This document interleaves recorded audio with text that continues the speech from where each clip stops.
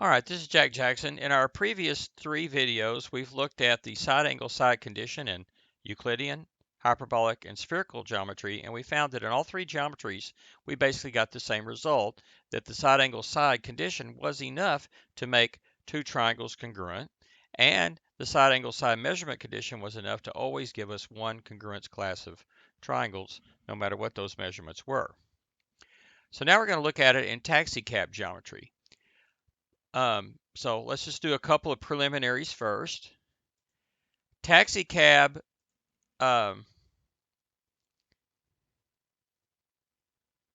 geometry, the distance metric is relative to some coordinate system, so I want to be sure to include that. But triangles are actually the same thing as Euclidean triangles. Angles are the same as Euclidean angles.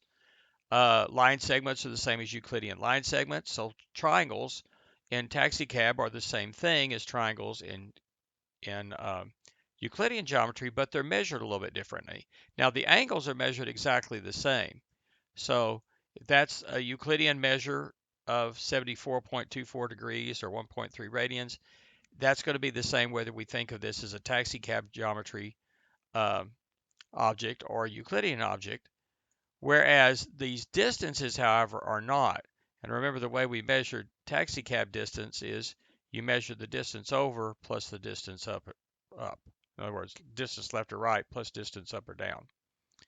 Whereas we did it a different way using essentially the Pythagorean theorem or Euclidean distance formula when we do a Euclidean distance. Okay, so that's interesting to look at. Now the next thing I want to show you is this. Let's go ahead and open this one in the app. There's something that shows up in taxicab geometry that's a little bit different. So here we have two triangles that are congruent in Euclidean geometry. Okay, in fact, this is actually a equilateral triangle, which is also equiangular when you're thinking of it as a Euclidean geometry object. So all the angles are pi over 3 radians or 60 degrees. Now what happens when we rotate that?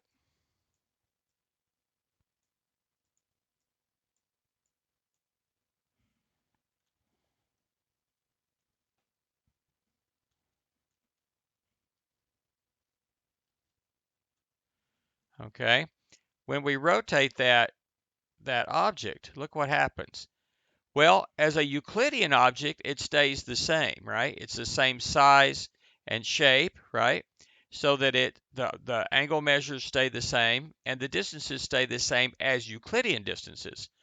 But what happens is when you rotate it, the angle measures stay the same in taxicab geometry. After all, they're the same as the Euclidean angle measures.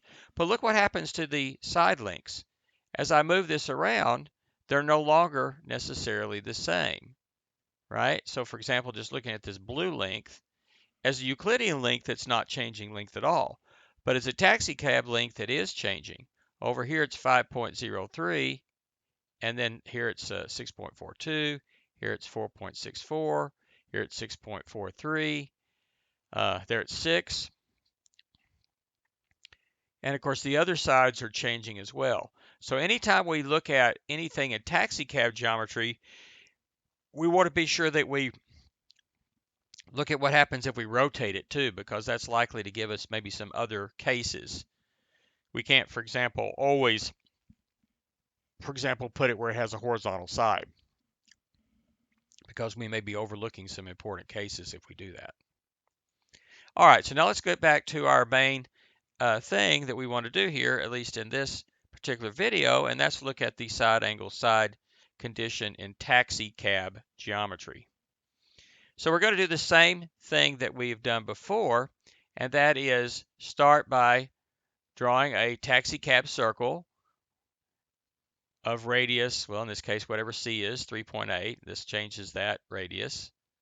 So let's make it, let's make it 5. Okay, so there's a taxicab circle of radius 5, taxicab distance AB Taxicab is 5. And we can go all the way around that taxicab circle. The taxicab distance stays 5. Now the Euclidean distance is changing, but not the taxicab. It's staying the same. So that object that you see there around here that looks like a square, in fact it is a square in both Euclidean and taxicab geometry, but it's also a circle in taxicab geometry. Okay, continuing on. Now we specify an angle. Rotate this angle out. It could go this way or that way. I'm just going to do it one place here. And then we next then go out this distance. Let's just make it 3. Okay. And that makes another circle. And it only touches one place, just like before. So you get a point there, and we do it. Okay. So in this particular one, let's just look at that other side. It's about 4.6983. So in one sense, yeah, there was only one place that this ray would touch that circle, just like in Euclidean geometry. But here's what's different. Where we talked about rotating, watch what happens when I take this and rotate it. Now, that blue distance is staying a taxicab distance of 5. That's the A to B. The A to C distance in taxicab geometry is staying 3. Okay? No matter where it goes here. But look at the green distance. And I'm not even going to talk about the angles just yet, but just look at the green distance. No matter where we put that, that green distance is changing, see? So in fact, how many different congruence classes are there? Well, there's actually infinitely many, right? No matter what we put here, there are infinitely many possibilities. There's never 0. You can always do it, right? You can always make one with certain measurements, but actually it turns out by rotating this thing around the circle, there are infinitely many ones. And also, not only that, not only the sides changing, if you look at the angles there are changing as well. If we measure them as Euclidean angles as well, we could do that. Let's see if we could maybe, yeah, I'm not going to measure them right now, but you can see that they're changing angles. You can visually see it as well. Okay, so the angles are changing, the side lengths are changing. So what's the conclusion? Given any particular measurement, side, angle, side, you always can make a taxicab triangle of that size, but you can actually make infinitely many different ones, different congruence classes. So there are infinitely many different congruence classes always, no matter what conditions. And if you have 2 triangles, like say this one and this one, that match up with that side angle side condition, that's not enough to determine that they're congruent.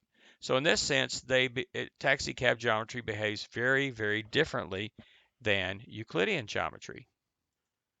So taxicab geometry, it looks very much like Euclidean geometry in many respects. Planes, lines, line segments, rays, angles, parallel lines, angle measures, midpoints of line segments, and even triangles are all exactly the same in Euclidean taxicab geometries. However, because of the difference in the difference metrics, taxicab and Euclidean geometries behave very differently when it comes to anything involving a distance metric like circles, and when it comes to measuring triangles. Well, that's big part. That's half of talking about congruence of triangles. It's measuring the sides. The other half being measuring the angles.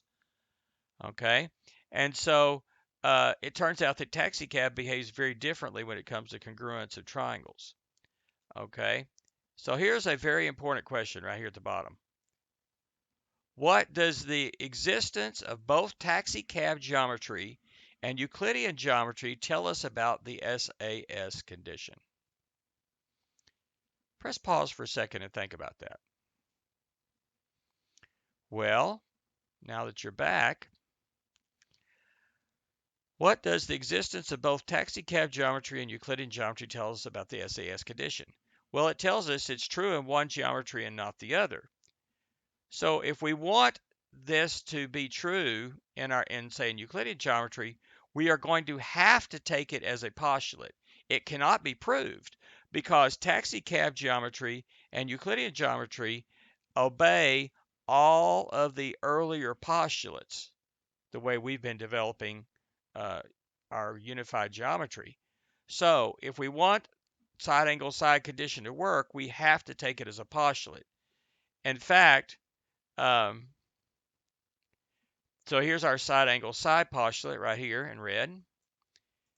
If two triangles satisfy the side angle side congruence criteria, then the two triangles must be congruent. Specifically, if we have triangle ABC and triangle A prime B prime C prime with line segment AB congruent to line segment A prime B prime, angle A is congruent to angle A prime, and line segment AC is congruent to line segment A prime C prime, side angle side, then triangle ABC is congruent to triangle A prime B prime C prime with the correspondence in that order.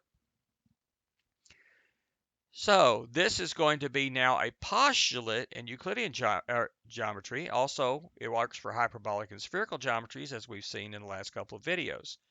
So now we can see that when we do that, as soon as we take this as a postulate, then taxicab geometry can no longer be part of our unified geometry.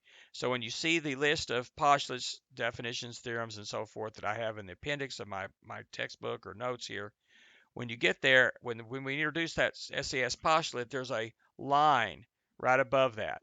And it says, okay, anything above this line, taxicab still applies. But anything below, taxicab may not apply because now we're assuming the SAS postulate. That's not true in taxicab geometry.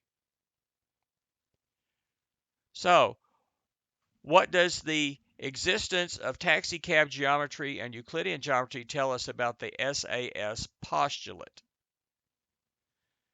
Well, it tells it that the SAS postulate is independent of the other postulates. Remember, the way to show a postulate is independent of the others in the set is to come up with models that satisfy all the other postulates. But one of them satisfies this new postulate, SAS, that we have multiple models. We have Euclidean, hyperbolic, spherical geometries, all satisfy those. And then you come up with another model that satisfies all the earlier postulates but violates the SAS postulate. That would be taxicab geometry. So in fact, that is a key fact. In fact, that is the main significance of the existence of both Euclidean and taxicab geometries. So what's the main reason why we study taxicab geometry? Oh, certainly we study it because it's just cool. We study it because it shows that you don't have to always have a same distance metric and you can still talk about geometry. But more importantly for us, it shows that the SAS postulate is independent of the others and it must be a postulate, not a theorem. Now, let me put one caveat there. There is another approach to this. Okay? And this other approach is to take a reflection postulate as a postulate. That is, take as a postulate that a reflection maps a figure to a congruent figure, specifically triangle to congruent triangle. And then if you take that as a postulate, then you can prove what I'm calling the SAS postulate as a proposition, as a theorem. Okay? That works pretty well in Euclidean geometry, and in fact, at the end of the course, when we study transformations, we're going to show that that is an equivalent way to doing it. But we're going to take the other approach where we take this SAS postulate as a postulate, and later on we'll prove this thing about reflections being map congruent preimage to congruent image as for triangles at least as a theorem. So we'll prove that later on. So SAS was very, very different there for taxicab than it was for the other three geometries.